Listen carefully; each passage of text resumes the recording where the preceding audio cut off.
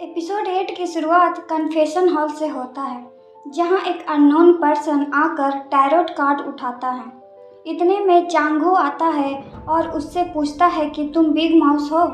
पर जब वो टर्न होता है तो वो अपना फेस पर मास्क लगाया होता है, जिससे कि चांगो गुस्सा होकर उसके मास्क हटाने की कोशिश करता है और पूछता है कि तुम कौन हो और मेरे साथ ऐसा क्यों कर रहे हो।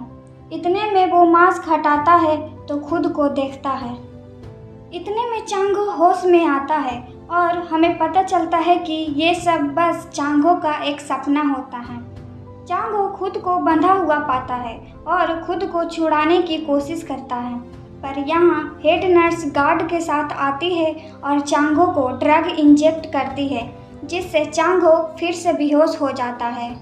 प्रोसिक्यूटर जोई बताते हैं कि जब ड्रग अपना काम करेगा तो वो सुस्त हो जाएगा। चांगो को खाना और ना ही पानी दिया जाए, यहाँ तक कि उसे इतना टॉर्चर करे कि उसे सोने भी नहीं दिया जाए। फिर प्रोसिक्यूटर जोई जीहुन को ट्रूथ सीरम देकर कहते हैं कि इस सीरम से चांगो को इतना दर्द होगा कि वो सच बता देगा। फिर सीन चांगो का दिखाते हैं, जहाँ जीहुन प्रोसिक्यूटर चोई के साथ आते हैं।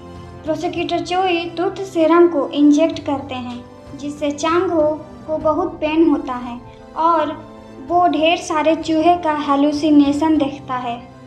फिर जीहुन उससे पूछता है कि उसने 100 बिलियन कहाँ छुपाया है।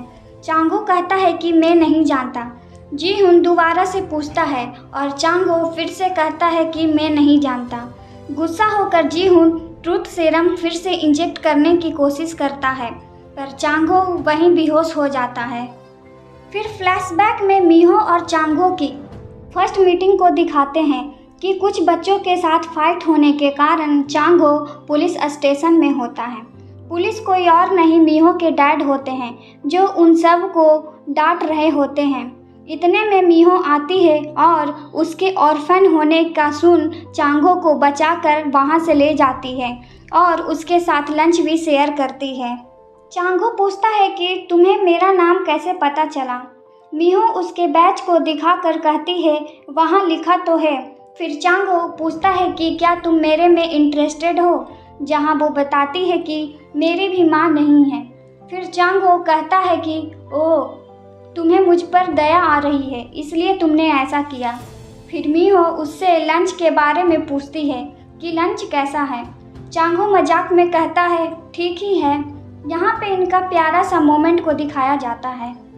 यहाँ चांगो सोचता है कि ये फर्स्ट टाइम था जब मैंने किसी और के हाथों के बने लंच को खाया, और ये फर्स्ट टाइम था जब मैं पहली बार मीहो से मिला। अब जीहुन चांगो पर पानी डालता है, जिससे वो होश में आता है। फिर जीहुन फिर से ट्रूथ सीरम इंजेक्ट करने वाला ही होता है कि चांगो गुडल माउंटेन में A2 मार्कर के पास का पता बताकर कहता है कि तुम्हारा सारा मनी वहीं है। जीहुन उसे झूठ बोलने के लिए वार्न भी करता है। फिर फ्लैशबैक में हमें मीहो और चांगो का गुडन माउंटेन पर हाइकिंग का दिखाते हैं, जहां ये एज अ कपल प्यारा सा मोमेंट स्पेंड करते हैं।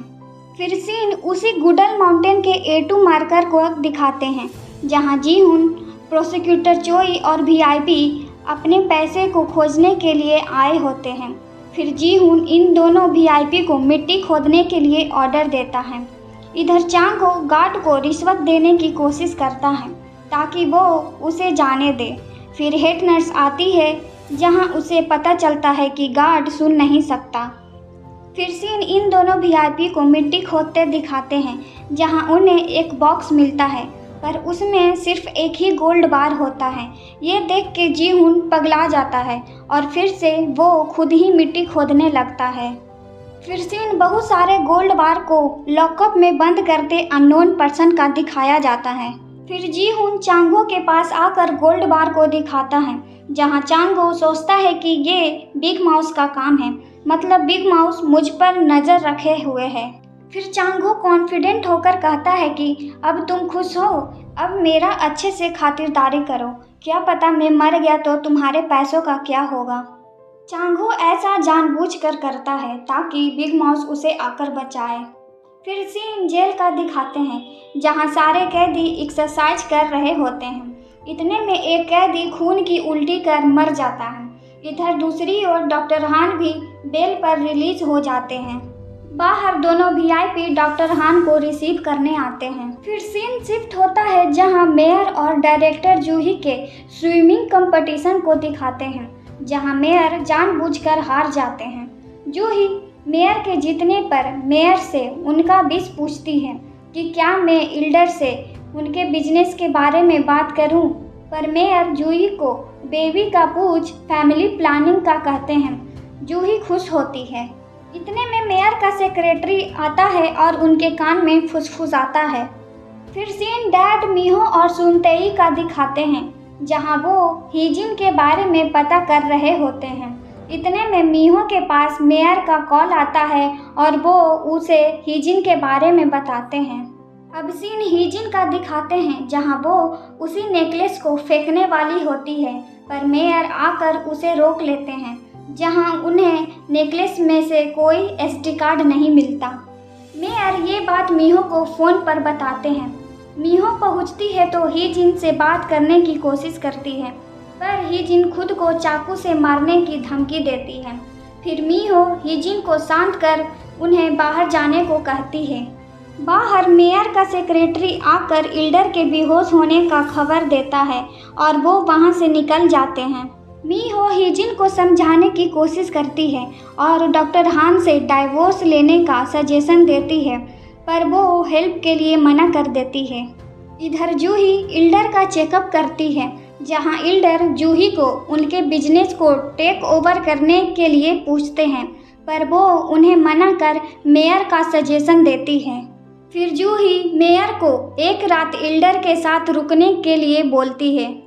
जब मेयर इल्डर से मिलते हैं तो इल्डर के गला को दबाने की कोशिश करते हैं, पर वो अपने आप को रोक लेते हैं।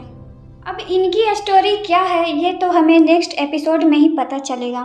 अब मेंटल हॉस्पिटल का दिखाते हैं जहां चूहे का टैटू वाला आदमी जानबूझकर असाइलम में आग लगा देता है।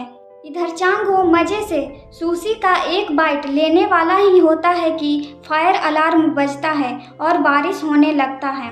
फिर वो वहां से भागने के लिए गार्ड को मारने लगता है। हेड नर्स फायर फाइटर को फ़ोन लगाती है तो उन्हें पता चलता है कि फायरमैन पहले ही वहां के लिए निकल चुका है। चांगो और गार्ड की लड़ाई चालू रहती है। इतने में जेरी फायरमैन बनकर आता है और चांगो को बचाता है। चांगो और जेरी वहां से निकल जाते हैं। हेड नर्स उन लोगों को भागते देख लेती है तो जीहुन को खबर करती है, जहां वो बताती है कि सिक्योरिटी टीम उनका पीछा कर रही है। जेरी सिक्योरिटी टीम को चकमा देकर चांगो को दूसरी कार की चाबी देता है और जाने को कहता है और बताता है कि बिग माउस ने उसे बचाने के लिए पैसे दिए हैं। चांगो पूछता है क्या तुम बिग माउस से मिले हो, पर जेरी उसे जल्दी से दूसरी कार से जाने को कहता है और उसे बाद में मिलकर सब बताने का वादा करता है। चांगो को कार में फ़ोन, कुछ कपड़े और पैसे मिलते हैं।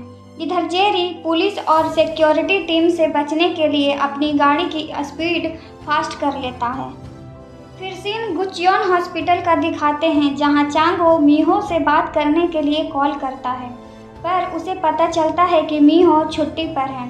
फिर उसे सुनतेई की बातें याद आती हैं तो वो समझ जाता है कि मीहो हीजिन से पेपर्स के लिए मिलने गई है। अब चांगो वहां से निकलता है जहां वो जेरी के डेड बॉडी को देख इमोशनल होता है। जीहुन चांगो के भागने से गुस्सा होता है। इधर मीहो हीजिन को मनाने की कोशिश करती है और उसे कुछ पेपर्स देती है और समझाती है कि तुम्हें अब न्यू लाइफ स्टार्ट करना चाहिए। हीजिन पेपर्स देखकर चौंकती है।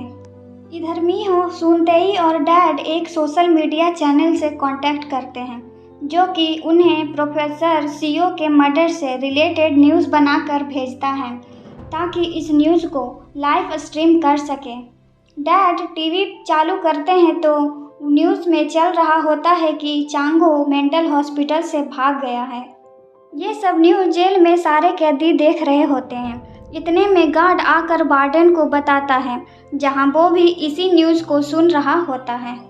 अब चांगो के भागने से वीआईपी टेंशन में होते हैं, जहां प्रोसिक्यूटर बताता है कि पुलिस मीहो और उसकी फैमिली की तलाश में है, क्योंकि चांगो अपनी फैमिली को कांटेक्ट जरूर करेगा।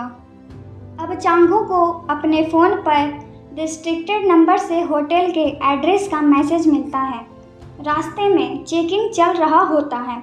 एक पुलिस ऑफिसर चांगो को पहचान लेता है, पर वो उसे जाने देता है।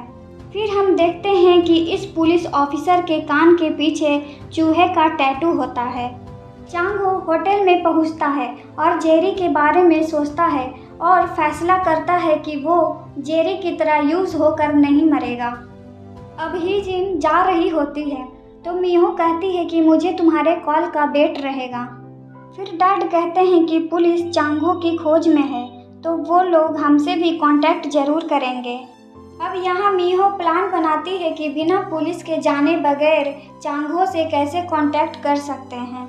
अब जीहुन और तीनों वीआईपी केस के बारे में बात कर रहे होते हैं। जीहुन के पास प्रोसिक्यूटर चोई का कॉल आता है, जो बताते हैं कि मीहो ने अपना फ़ोन ऑन कर ली है, पुलिस उनकी खोज कर रही है। इतने में वो देखते हैं कि डैड सुनते और मीहो उनके ऑफिस के सामने ही पब्लिक प्रोटेस्ट कर रहे हैं कि चांगो का अपहरण कर लिया गया है, वो भागा नहीं है। फिर वो सब प्रोसिक्यूटर चोई को देख उनसे पूछने लगते हैं और पता लगाने के लिए कोऑपरेट करने को कहते हैं, जिसके लिए प्रोसिक्यूटर चोई उनका फ़ोन जमा करने को कहता है। प्रोसिक्यूटर चोई फ़ोन को फोरेंसिक में उनके कॉल हिस्ट्री और ईमेल्स को चेक करने के लिए भेज देते हैं। अब ये सारी न्यूज़ चांगो अपने लैपटॉप पर देखता है।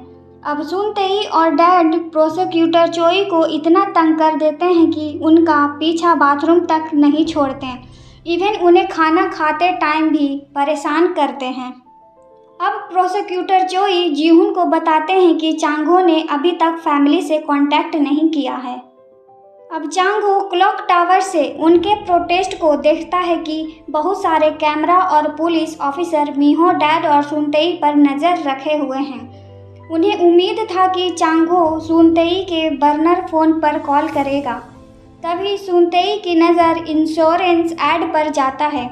मीहो भी देखती है, जहां वैसा ही ऐड चलता है जैसा कि चांगो ने अपना इंश्योरेंस देते हुए मीहो को प्रपोज करता है। मीहो समझ जाती है, ऐड पे चल रहे नंबर पर कॉल करती है। मीहो चांगो का हालचाल पूछती है और कहती है कि कहाँ हो। वो क्लॉक टावर के बारे में बताता है, तो मीहो क्लॉक टावर की तरफ देखती है। मीहो बताती है कि हीजिन हेल्प करने के लिए मान गई है। चांगो हीजिन का नंबर मांगता है और कहता है कि अब आगे से सारी चीज़ों को कंट्रोल में करूँगा। इधर तीनों वीआईपी उसी न्यूज़ के टीज़र को देखकर परेशान हो रहे होते हैं।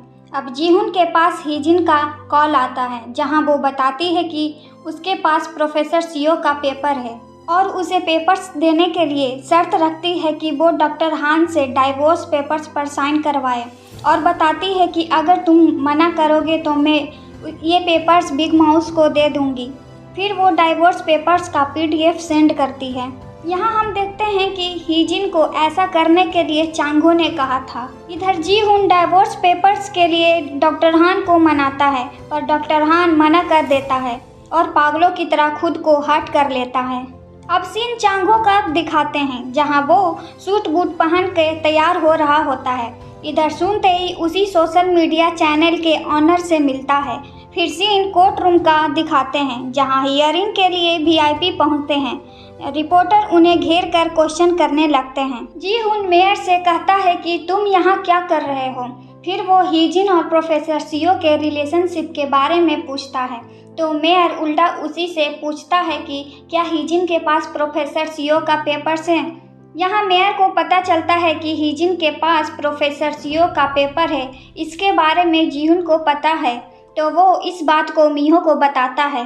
अब कोर्ट रूम में सारे के सारे मौजूद होते हैं। मीहो अपना लैपटॉप कोर्ट रूम में ओपन करती है। सोशल मीडिया चैनल का लाइव स्ट्रीमिंग चालू हो जाता है, जहां रिपोर्टर इन्फॉर्मेंट को इंट्रोड्यूस करता है। हीरो की तरह एंट्री लेकर चांगो आता है और अपना सीट लेता है।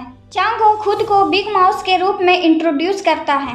इधर न्यूज़ इतना वायरल हो जाता है कि सब के सब उसी न्यूज़ को देख रहे होते हैं। अब लास्ट में हमें दिखाते हैं कि चांगो कन्वीनियंट स्टोर में काम करता है, जहां मीहो मिल्क का पैकेट लेती है तो चांगो उसे एक्सपायर कहकर दूसरा देता है और फिर उन सारे एक्सपायर मिल्क को हाफ रेट पर अपने ऑर्फेनेज भाई बहनों के लिए खरीद लेता है।